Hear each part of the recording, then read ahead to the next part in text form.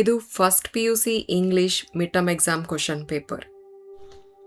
ಇಲ್ಲಿರುವಂಥ ಎಲ್ಲ ಕ್ವಶನ್ಸು ನಿಮಗೆ ಇಂಪಾರ್ಟೆಂಟ್. ಮಿಡ್ ಟರ್ಮ್ ಎಕ್ಸಾಮ್ಗೆ ಮಾತ್ರ ಅಲ್ಲ, ಆ್ಯನ್ಯುವಲ್ ಎಕ್ಸಾಮ್ಗೆ, ಪ್ರಿಪ್ರೇಟರಿ ಎಕ್ಸಾಮ್ಗೂ ಕೂಡ ಇಂಪಾರ್ಟೆಂಟ್ ಆಗಿರುತ್ತೆ. ಈ ಸಲದ ಮಿಡ್ ಟರ್ಮ್ ಎಕ್ಸಾಮ್ಗೆ ಇಲ್ಲಿರುವಂಥ ಕೆಲವು ಕ್ವಶನ್ಸ್ ಆದರೂ ಖಂಡಿತ ಬರುತ್ತೆ. ಹಾಗಾಗಿ ಪ್ರಿಪೇರ್ ಆಗಿ, ಯಾಕಂದರೆ ಇಂಪಾರ್ಟೆಂಟ್ ಕ್ವಶನ್ಸ್ ಇದು. ಕ್ವಶನ್ ಪೇಪರ್ ಪ್ರಿಪೇರ್ ಮಾಡುವಾಗ, ಕ್ವಶನ್ ಪೇಪರ್ ಸೆಟ್ ಮಾಡುವಾಗ ಇಂಪಾರ್ಟೆಂಟ್ ಕ್ವಶನ್ಸ್ನ ಬಿಟ್ಟು ಹಾಗೆ ಕ್ವಶನ್ ಪೇಪರ್ ಸೆಟ್ ಮಾಡೋದಕ್ಕಾಗಲ್ಲ. ಹಾಗಾಗಿ ಇಲ್ಲಿರೋ ಕ್ವಶನ್ಸ್ ಏನಿದೆ ಇಂಪಾರ್ಟೆಂಟ್ ಇದೆ. ಸೇಮ್ ಕ್ವಶನ್ ಪೇಪರ್ ಬರುತ್ತೆ ಅಂತಲ್ಲ, ಆದರೆ ಇಲ್ಲಿರೋವಂಥ ಕೆಲವು ಇಂಪಾರ್ಟೆಂಟ್ ಕ್ವಶನ್ಸ್ ಆದರೂ ಖಂಡಿತ ಬರುತ್ತೆ. ಹಾಗಾಗಿ ಎಲ್ಲ ಕ್ವಶನ್ಸ್ ನೀಟಾಗಿ ನೋಟ್ ಡೌನ್ ಮಾಡ್ಕೊಳ್ಳಿ, ಅದಕ್ಕೆ ಆನ್ಸರ್ ಕಲ್ತ್ಕೊಳ್ಳಿ. ಇದು ಮಿಡ್ ಟರ್ಮ್ಗೂ ಹೆಲ್ಪ್ ಆಗುತ್ತೆ, ಆ್ಯನ್ಯುವಲ್ ಎಕ್ಸಾಮ್ಗೂ ಹೆಲ್ಪ್ ಆಗುತ್ತೆ, ಮತ್ತು ಪ್ರಿಪ್ರೇಟರಿಗೂ ಹೆಲ್ಪ್ ಆಗುತ್ತೆ. ಹಾಗಾಗಿ ಮಿಸ್ ಮಾಡಬೇಡಿ ಯಾವ ಕ್ವಶನ್ಸ್ನು. ನೀಟಾಗಿ ನೋಟ್ ಡೌನ್ ಮಾಡ್ಕೊಳ್ಳಿ, ಎಲ್ಲ ಕ್ವಶನ್ಗೂ ಚೆನ್ನಾಗಿ ಆನ್ಸರ್ ಕಲ್ತ್ಕೊಳ್ಳಿ. ಎಕ್ಸಾಮ್ ಹೋಗೋದಕ್ಕಿಂತ ಮುಂಚೆ ನೀಟಾಗಿ ರಿವಿಷನ್ ಮಾಡ್ಕೊಂಡು ಹೋಗಿ, ಅದು ನಿಮಗೆ ತುಂಬ ಹೆಲ್ಪ್ ಆಗುತ್ತೆ.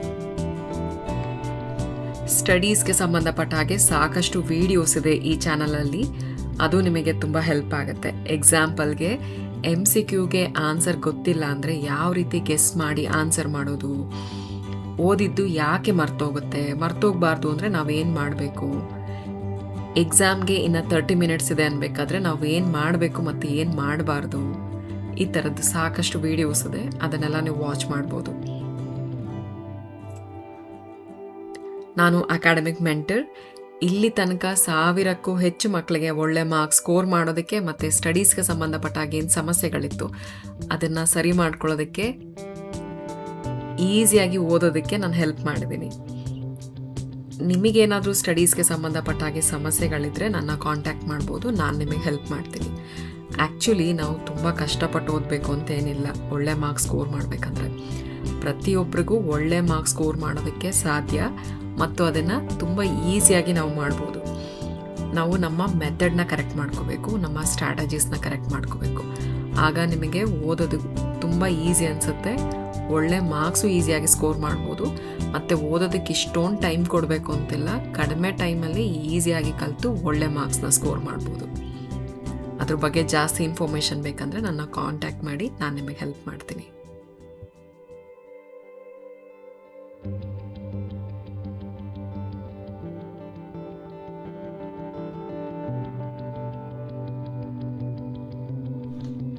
ಇಲ್ಲಿರುವಂಥ ಎಲ್ಲ ಕ್ವಶನ್ಸು ನಿಮಗೆ ಇಂಪಾರ್ಟೆಂಟ್. ಮಿಡ್ ಟರ್ಮ್ ಎಕ್ಸಾಮ್ಗೆ ಮಾತ್ರ ಅಲ್ಲ, ಆ್ಯನ್ಯುವಲ್ ಎಕ್ಸಾಮ್ಗೆ, ಪ್ರಿಪ್ರೇಟರಿ ಎಕ್ಸಾಮ್ಗೂ ಕೂಡ ಇಂಪಾರ್ಟೆಂಟ್ ಆಗಿರುತ್ತೆ.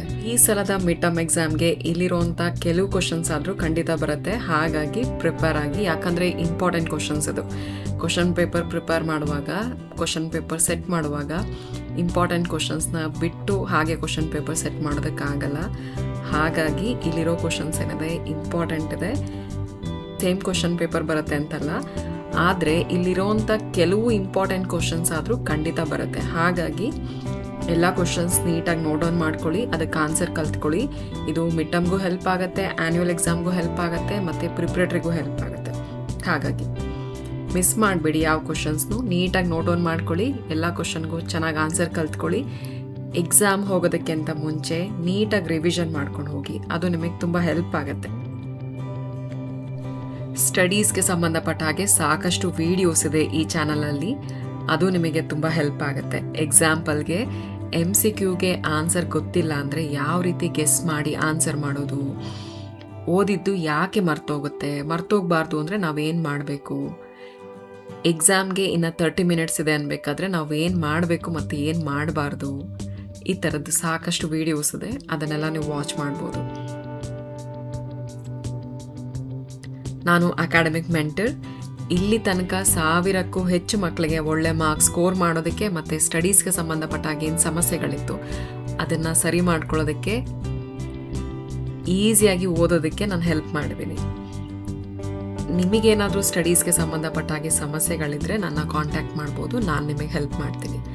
ಆ್ಯಕ್ಚುಲಿ ನಾವು ತುಂಬ ಕಷ್ಟಪಟ್ಟು ಓದಬೇಕು ಅಂತೇನಿಲ್ಲ ಒಳ್ಳೆ ಮಾರ್ಕ್ಸ್ ಸ್ಕೋರ್ ಮಾಡಬೇಕಂದ್ರೆ. ಪ್ರತಿಯೊಬ್ಬರಿಗೂ ಒಳ್ಳೆ ಮಾರ್ಕ್ಸ್ ಸ್ಕೋರ್ ಮಾಡೋದಕ್ಕೆ ಸಾಧ್ಯ, ಮತ್ತು ಅದನ್ನು ತುಂಬ ಈಸಿಯಾಗಿ ನಾವು ಮಾಡ್ಬೋದು. ನಾವು ನಮ್ಮ ಮೆಥಡ್ನ ಕರೆಕ್ಟ್ ಮಾಡ್ಕೋಬೇಕು, ನಮ್ಮ ಸ್ಟ್ರಾಟಜೀಸ್ನ ಕರೆಕ್ಟ್ ಮಾಡ್ಕೋಬೇಕು.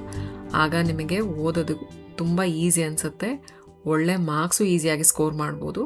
ಮತ್ತು ಓದೋದಕ್ಕೆ ಇಷ್ಟೊಂದು ಟೈಮ್ ಕೊಡಬೇಕು ಅಂತಿಲ್ಲ, ಕಡಿಮೆ ಟೈಮಲ್ಲಿ ಈಸಿಯಾಗಿ ಕಲಿತು ಒಳ್ಳೆ ಮಾರ್ಕ್ಸ್ನ ಸ್ಕೋರ್ ಮಾಡ್ಬೋದು. ಅದ್ರ ಬಗ್ಗೆ ಜಾಸ್ತಿ ಇನ್ಫಾರ್ಮೇಷನ್ ಬೇಕಂದರೆ ನನ್ನ ಕಾಂಟ್ಯಾಕ್ಟ್ ಮಾಡಿ, ನಾನು ನಿಮಗೆ ಹೆಲ್ಪ್ ಮಾಡ್ತೀನಿ.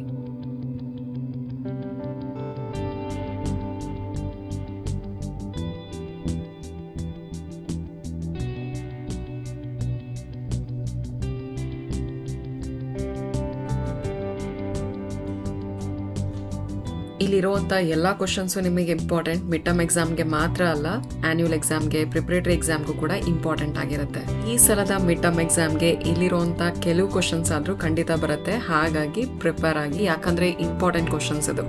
ಕ್ವಶನ್ ಪೇಪರ್ ಪ್ರಿಪೇರ್ ಮಾಡುವಾಗ, ಕ್ವಶನ್ ಪೇಪರ್ ಸೆಟ್ ಮಾಡುವಾಗ ಇಂಪಾರ್ಟೆಂಟ್ ಕ್ವಶನ್ಸ್ನ ಬಿಟ್ಟು ಹಾಗೆ ಕ್ವಶನ್ ಪೇಪರ್ ಸೆಟ್ ಮಾಡೋದಕ್ಕಾಗಲ್ಲ. ಹಾಗಾಗಿ ಇಲ್ಲಿರೋ ಕ್ವಶನ್ಸ್ ಏನಿದೆ ಇಂಪಾರ್ಟೆಂಟ್ ಇದೆ. ಸೇಮ್ ಕ್ವಶನ್ ಪೇಪರ್ ಬರುತ್ತೆ ಅಂತಲ್ಲ, ಆದರೆ ಇಲ್ಲಿರೋವಂಥ ಕೆಲವು ಇಂಪಾರ್ಟೆಂಟ್ ಕ್ವಶನ್ಸ್ ಆದರೂ ಖಂಡಿತ ಬರುತ್ತೆ. ಹಾಗಾಗಿ ಎಲ್ಲ ಕ್ವಶನ್ಸ್ ನೀಟಾಗಿ ನೋಟ್ ಡೌನ್ ಮಾಡ್ಕೊಳ್ಳಿ, ಅದಕ್ಕೆ ಆನ್ಸರ್ ಕಲ್ತ್ಕೊಳ್ಳಿ. ಇದು ಮಿಡ್ ಟರ್ಮ್ಗೂ ಹೆಲ್ಪ್ ಆಗುತ್ತೆ, ಆ್ಯನ್ಯುವಲ್ ಎಕ್ಸಾಮ್ಗೂ ಹೆಲ್ಪ್ ಆಗುತ್ತೆ, ಮತ್ತು ಪ್ರಿಪ್ರೇಟರಿಗೂ ಹೆಲ್ಪ್ ಆಗುತ್ತೆ. ಹಾಗಾಗಿ ಮಿಸ್ ಮಾಡಬೇಡಿ ಯಾವ ಕ್ವಶನ್ಸ್ನು. ನೀಟಾಗಿ ನೋಟ್ ಡೌನ್ ಮಾಡ್ಕೊಳ್ಳಿ, ಎಲ್ಲ ಕ್ವಶನ್ಗೂ ಚೆನ್ನಾಗಿ ಆನ್ಸರ್ ಕಲ್ತ್ಕೊಳ್ಳಿ. ಎಕ್ಸಾಮ್ ಹೋಗೋದಕ್ಕಿಂತ ಮುಂಚೆ ನೀಟಾಗಿ ರಿವಿಷನ್ ಮಾಡ್ಕೊಂಡು ಹೋಗಿ, ಅದು ನಿಮಗೆ ತುಂಬ ಹೆಲ್ಪ್ ಆಗುತ್ತೆ.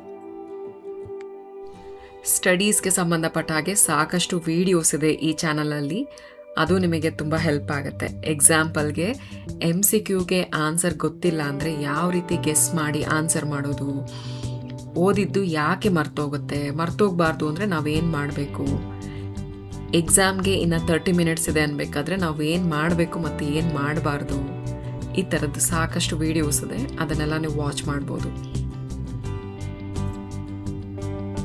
ನಾನು ಅಕಾಡೆಮಿಕ್ ಮೆಂಟರ್.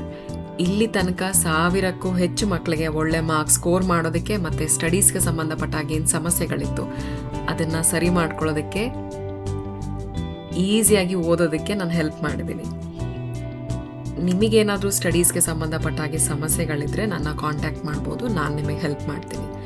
ಆ್ಯಕ್ಚುಲಿ ನಾವು ತುಂಬ ಕಷ್ಟಪಟ್ಟು ಓದಬೇಕು ಅಂತ ಏನಿಲ್ಲ ಒಳ್ಳೆ ಮಾರ್ಕ್ಸ್ ಸ್ಕೋರ್ ಮಾಡಬೇಕಂದ್ರೆ.